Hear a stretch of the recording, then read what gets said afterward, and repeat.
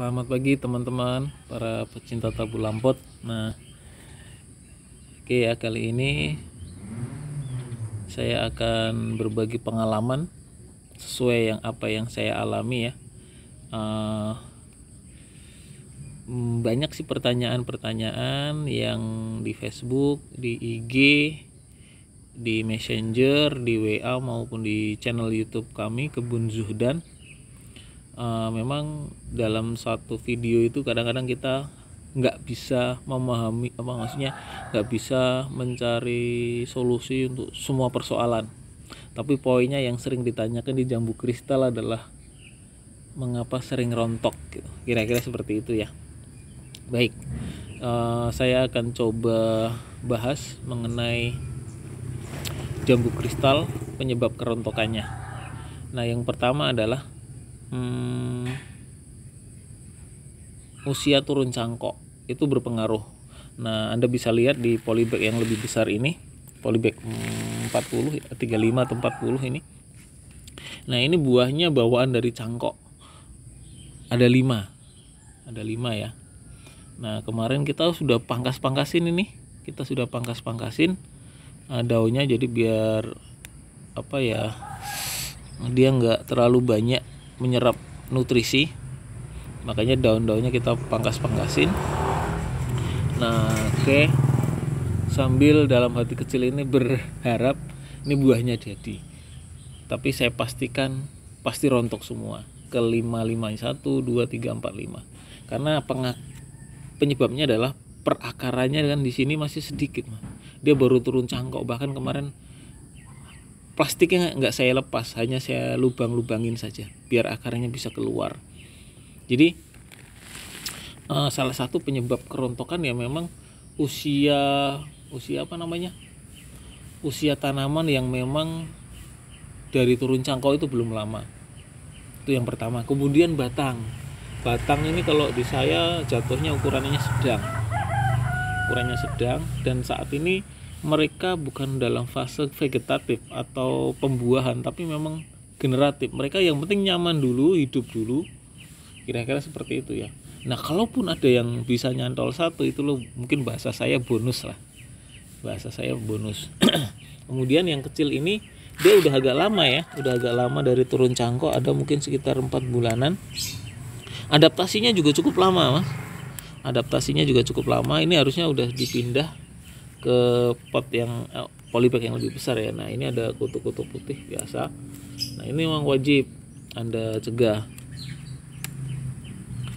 Oke, kemudian penyebab kerontokan berikutnya selain faktor usia bibit, ada juga faktor tadi besar kecilnya batang. Jadi mengapa saya selalu menyarankan kalau beli itu yang batangnya besar, kemudian usia dari turun cangkok sudah lama, karena itu nanti akan membantu kita dalam proses perawatan ya. Jadi kalau usianya udah lama berarti memang perakarannya juga udah nyaman, pertumbuhannya sudah cakep, sudah tinggal saatnya berbuah, serta jangan lupa disertai dengan perawatan. Kan begini kenapa daunnya banyak ini? Karena daun yang banyak juga menyebabkan pemakaian nutrisi yang sangat banyak juga gitu. Makanya kadang-kadang saya selalu menyarankan daun tuanya dikurangin, ranting susunya dibuang. Nah, seperti ini, buang saja. Nah, oke. Kemudian seperti ini. Kemudian apalagi ya?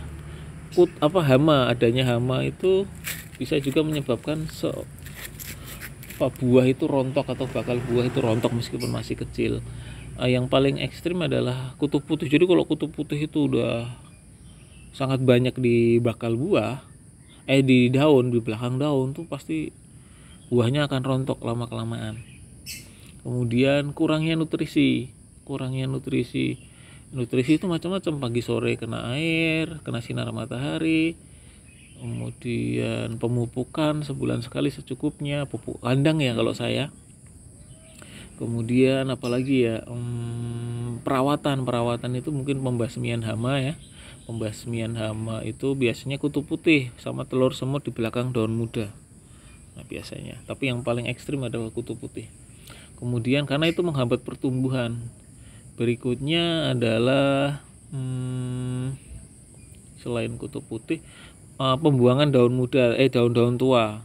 Lalu kemudian, nah ini strategi berikutnya adalah, ini kan ada bunga, buah, ujungnya kita potes.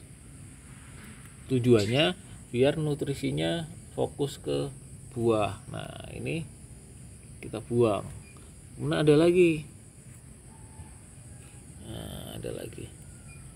kita buang. Oke, jadi ini udah kita buang, ada 3 ya, ini sudah kita buang. Kemudian faktor berikutnya adalah asal usul bibit. Nah, asal usul bibit, kalau memang paling cepat pengalaman saya, kalau memang mau ditanam di pot itu ya pakai cangkok. Cangkok itu ada 3, batang kecil, batang sedang, batang besar. Tentunya kalau batang kecil ya perawatannya juga harus lebih giat lagi. Cuman kalau batang besar itu akan lebih mudah. Apalagi usia turun cangkoknya udah lama, itu akan lebih nyaman. Nah, kira-kira itu sih, pokoknya nggak jauh dari asal usul bibit. Kemudian apalagi ya, media tanam ya. Saran saya ini harusnya sudah dipindah, ini mungkin minggu ini kita pindah. Kemudian media tanam, kemudian pot yang besar atau polybag yang lebih besar. Kemudian yang terakhir adalah perawatan. Nah, itu saja dari saya tentang penyebab kerontokan pada jambu kristal. Mudah-mudahan bermanfaat. Jadi hanya satu video karena hanya satu topik. Mungkin topik berikutnya ada di video yang lainnya. Mudah-mudahan suatu saat nanti saya pengen bikin video yang bisa menyelesaikan pertanyaan-pertanyaan atau menjawab pertanyaan-pertanyaan teman-teman semua. Mungkin bibit yang kecil, bibit yang sedang, bibit yang besar, kira-kira seperti itu. Oke, demikian. Salam sehat untuk semuanya.